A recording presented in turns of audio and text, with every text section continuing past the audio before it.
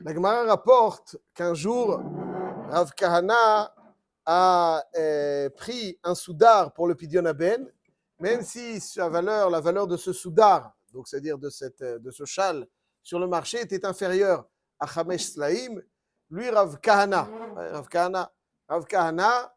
il a dit, moi j'en ai besoin impérativement, pour moi il vaut beaucoup, j'aurais été prêt à payer plus que Chamesh Slaim pour l'obtenir ce soudar, parce que Rav Kahana, qui était un Adam Chashuv, ne pouvait sortir dehors sans avoir, un peu comme le Ben Ishraï, un soudar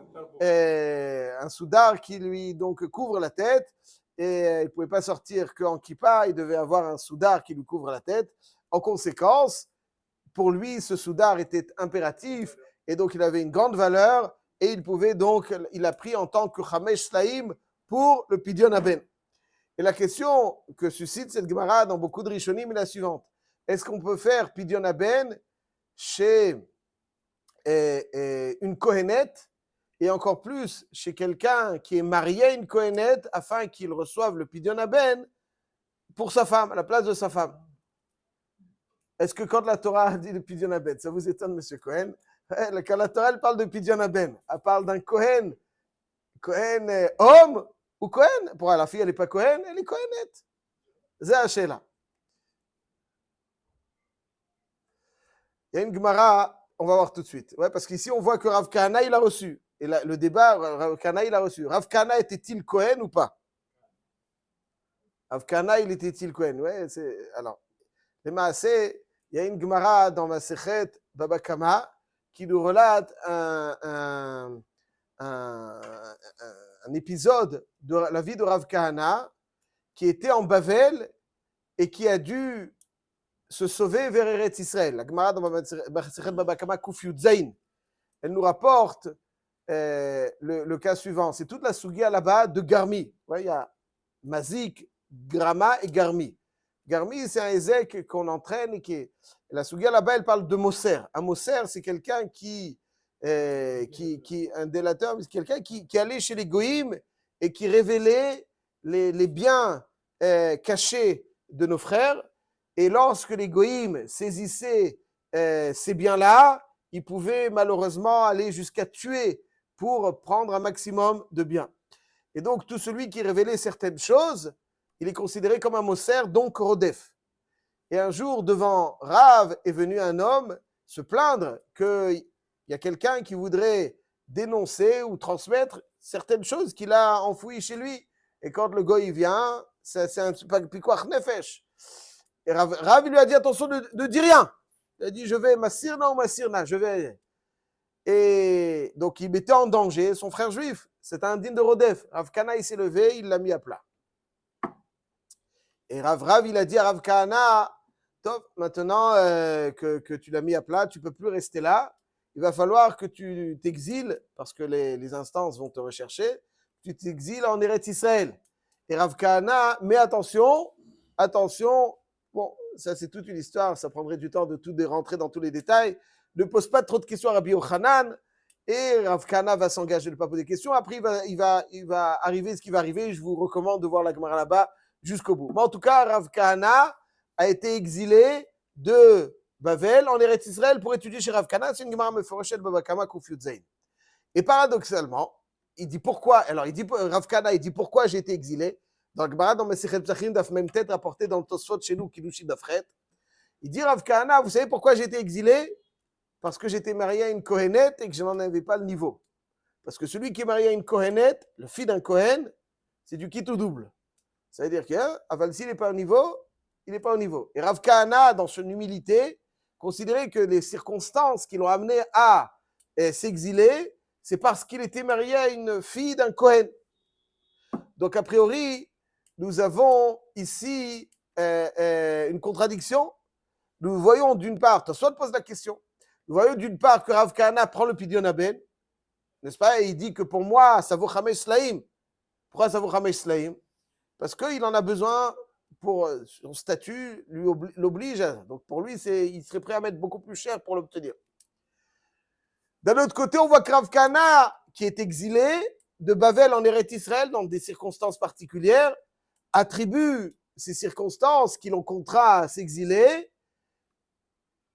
au fait qu'il s'est marié avec une Kohenet, la fille d'un Kohen. Donc Rav Kahana ici, il reçoit Pidyon Aben, c'est qu'il est Kohen, en plus il s'appelle Kahana. Et d'un autre côté, on a l'impression qu'il est juste marié avec une Kohenet.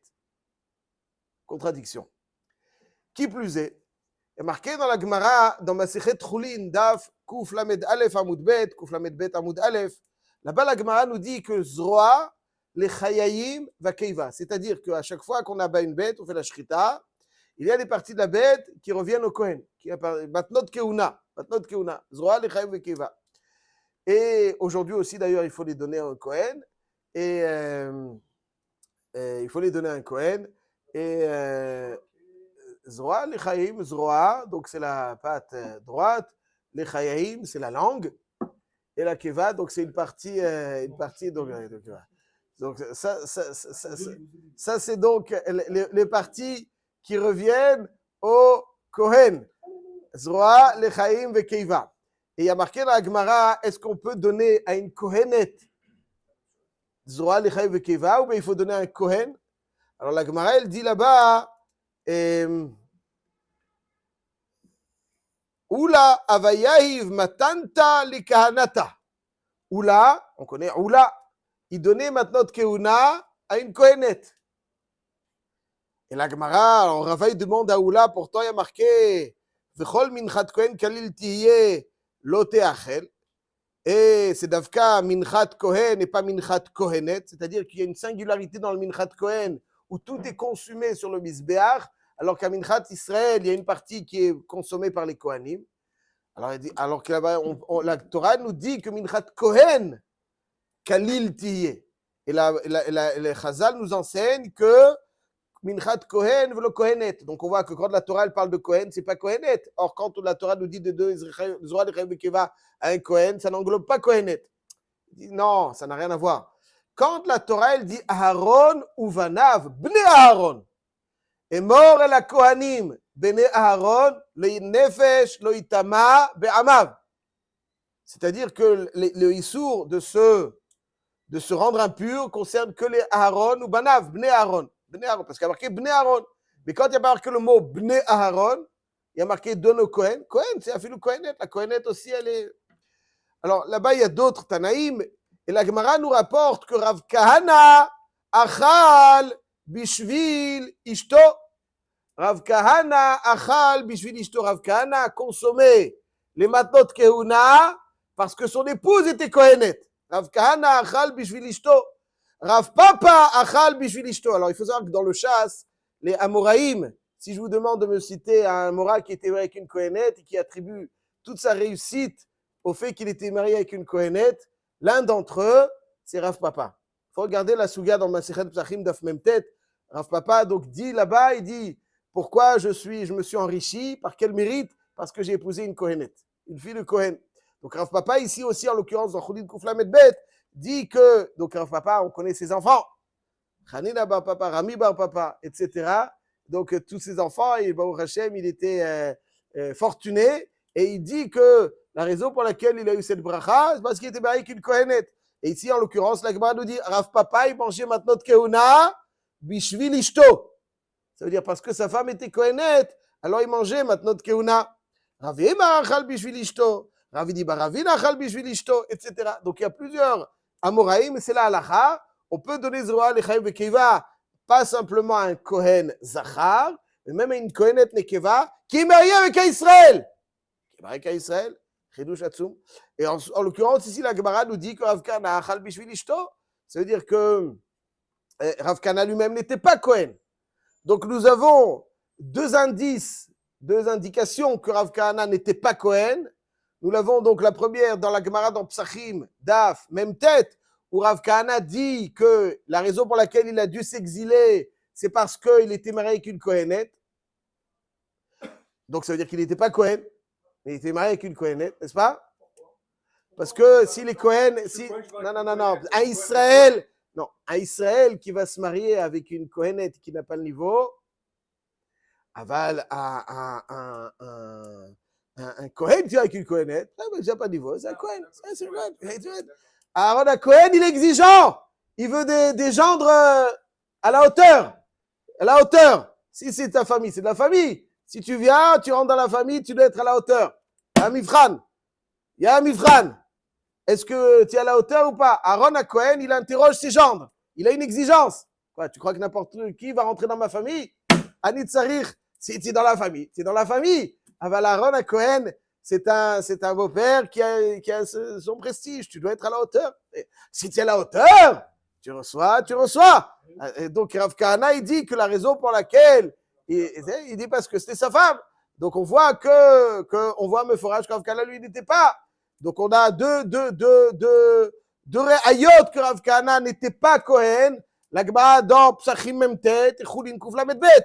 Psachim Memtet dans laquelle il y a marqué que la raison pour laquelle il a été exilé, c'est parce que pourquoi est-ce qu'il a été exilé? C'est parce qu'il était avec l'Agma dans Choulin Koufla Medbet. Rav Kahana achal bishvil ishto. Et d'un autre côté, Kiddushin d'Afret, le daf du jour, on dit que Rav Kahana prenait Pidyon Ben. Contradiction. A priori.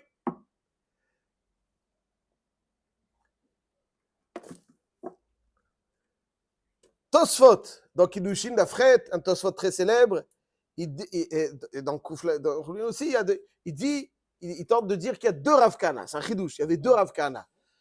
Comme ça, il veut dire Tosfot dans un des tirs aussi. Il y avait un Rav Kahana qui était Cohen et un autre Rav Kahana qui n'était pas Cohen. Il était Cohen, mais il n'était pas Cohen. Inami Eshlomar. Deuxième réponse. De Bishvil Ishto Haya Lokeach. Deuxième réponse de Tosfot, que Rav Kahana n'était pas Cohen. Il y avait un Rav Kahana. Alors qu'est-ce qu'ici il fait Pidyon Ben? Il dit Tosfot, Babaya. De la même manière qu'il prenait Zroa, Lechaim, Vekeiva, Bishvil Ishto, il faisait voler ce Pidyon Ben pour sa femme. Ça veut dire qu'une Kohenet, d'après la deuxième réponse de Tosfot, elle est en mesure de faire Pidyon Ben. Et pas seulement être en mesure, donc son mari peut prendre Pidyon Ben pour son épouse.